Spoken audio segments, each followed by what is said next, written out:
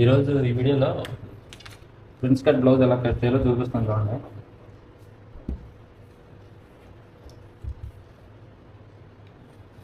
Blouse length వచ్చేసి 14 ఇంచులు, 14.5.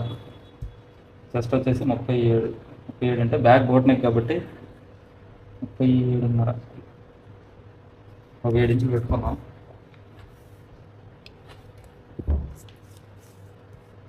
Chest loose వచ్చేసి 37.5. 9.5 మీద ఒక పాయింట్, ఒక ½ ఇంచ్ లూజ్, 1.5 ఇంచ్ ఖర్చు. నడుము వచ్చేసి 31 అంటే 7.8. 30 ఇంచ్ ఖర్చు, 1.5 ఇంచ్. షోల్డర్ వచ్చేసి 14.5, 7.5. ఇది కంప్యూటర్ వర్క్ బ్లౌజ్ అండి. ఇది వాళ్ళు వర్క్ చేసినప్పుడు ఏంటంటే మిషన్ మీద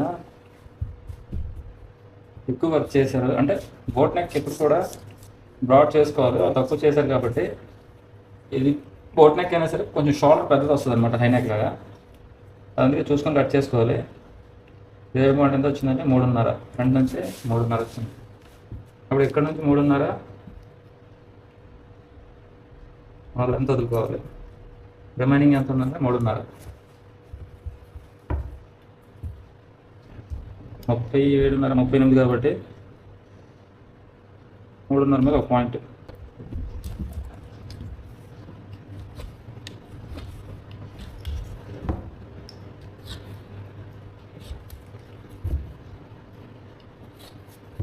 ఇది నార్మల్ వచ్చేసి 17 ఇంచులు అండి.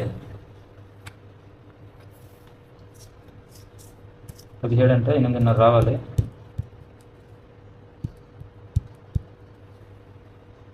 8.5 వచ్చింది.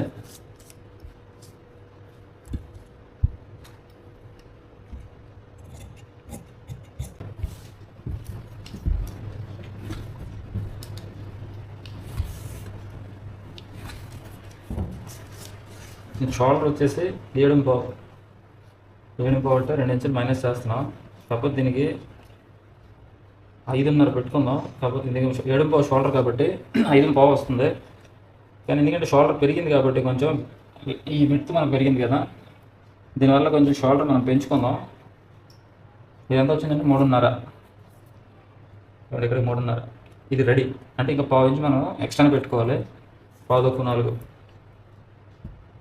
ఇక్కడికి, ఎందుకంటే ఇది కుట్టు వస్తుంది, ఇది మగ్గం ఎంబ్రాయిడింగ్ వర్క్ కాబట్టి ఇక్కడ రెడీ వస్తుంది అనమాట.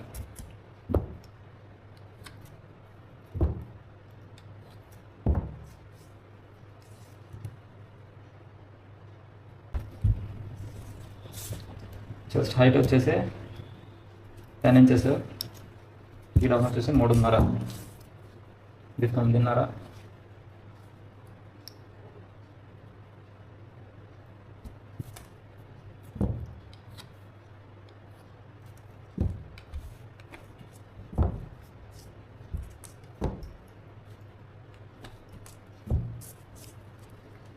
ఇది ఖర్చుతో సహా 3.5 మనం పెట్టుకుంటాం.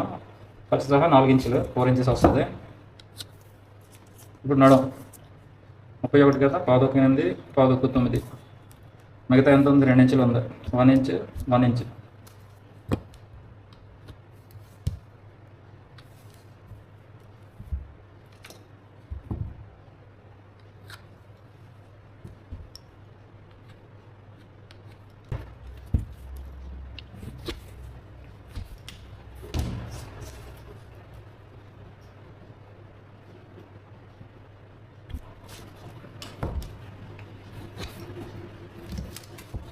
ఇది లైట్గా షేప్ చేసుకోవాలి.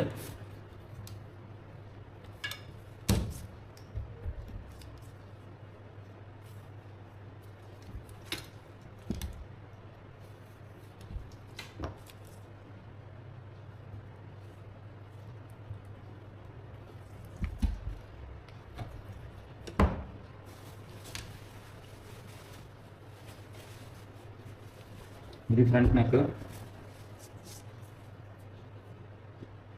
7 ఇంచులు పెట్టుకున్నాం.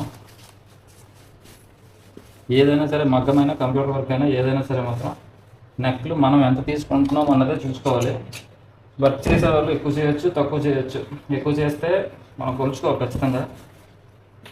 తక్కువ చేస్తే ప్రాబ్లం ఏం లేదు. ఇప్పుడు ఈ నెక్ ఉంది కదా, ఇప్పుడు మనం కొలుచుకున్నాం అనుకోండి 7 ఇంచులు ఇక్కడికి, ఇప్పుడు ఇలా పెడితే 8 ఇంచుల దాకా వెళ్ళిపోతుంది. మనం ఇక్కడ నుంచి పైనుంచి 7 ఇంచులు అంటే ఇక్కడికి, అక్కడ నుంచి మనం మార్క్ చేసుకోవాలి.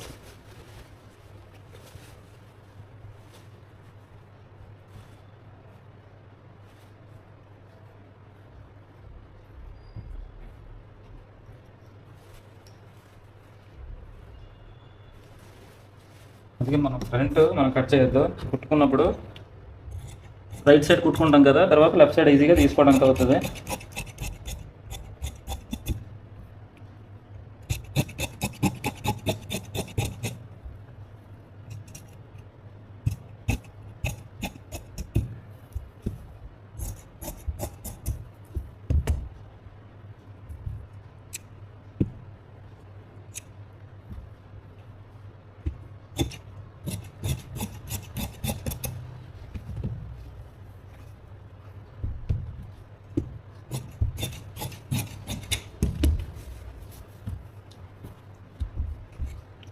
నెక్స్ట్ వీడియోలో మీకు టోటల్గా ఫ్రంట్ కట్ ఎలా కట్ చేయాలని డీటెయిల్గా చెప్తానులేండి. ఇది ఎందుకంటే బ్యాక్ షోల్డర్ తక్కువ చేశారు కాబట్టి మనం దాన్ని అడ్జస్ట్ చేసుకొని షోల్డర్ పెంచుకొని కట్ చేసుకున్నాం.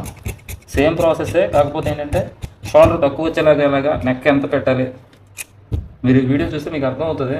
నేను బ్యాక్కి బేసిక్గా 37 ఇంచులు చెస్ట్ లూజ్కి మనం ఇప్పుడు ఎంత పెట్టాం చూడండి, 7 ఇంచులు రౌండ్ పెట్టాం. అంటే బేసిక్గా 6 ఇంచులు పెట్టుకుంటాం, కానీ 7 ఇంచులు ఫ్రంట్, 7 ఇంచులు బ్యాక్ పెట్టి కూడా ఫ్రంట్ కూడా మనం 7 ఇంచులు తీసి మనం ఇది ఎలా సర్దాం అనేదే వర్క్ అండి. మీకు ఇలా చూసుకుంటే కరెక్ట్గా వచ్చేస్తుంది. లెంత్ వచ్చేసి 10 ఇంచులు, హాఫ్ ఇంచ్ ఖర్చు. ఇక్కడ నుంచి 3.5. హ్యాండ్ లూజ్ వచ్చేసి 10.5.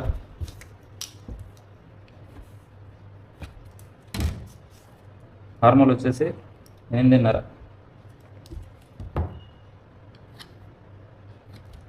మీకు ఆర్మోల్ రౌండ్ కరెక్ట్గా తీయడం రాకపోతే ఇక్కడ స్కేల్ ఒకటి కొనుక్కోండి. అదే మీకు చాలా బాగుందండి ఈ స్కేలు. చూడండి, హ్యాండ్ ఎప్పుడు కూడా ఈ డౌన్కి వెళ్ళకూడదు, లైట్గా కొంచెం మనం కుట్టేటప్పుడు కావాలంటే కట్ చేసుకోవచ్చు, కానీ ఎందుకంటే హ్యాండ్ కుట్టిన తర్వాత ఎంతో అంత కట్ అవుతుంటుంది. కొంచెం పైకి పెట్టుకుంటే మనకు అది కుట్టేటప్పుడు కూడా నీట్గా ఉంటుంది. నెక్స్ట్ ఏంటంటే హ్యాండ్ అప్ అండ్ డౌన్స్ అయినా సరే అడ్జస్ట్మెంట్ అవుతుంది అనమాట. ఇదిగోండి, మీకు ఇప్పుడు అర్థమవుతుంది చూడండి. ఇప్పుడు బేసిక్గా మనం ఇలా డైరెక్ట్ తీసేస్తాం, అలా కాకుండా కొంచెం పైకి చిన్న కొమ్ములాగా. చూడండి, స్కేల్ వల్ల మనకి ఎగ్జాక్ట్లీ మార్జిన్ తెలిసిపోద్ది.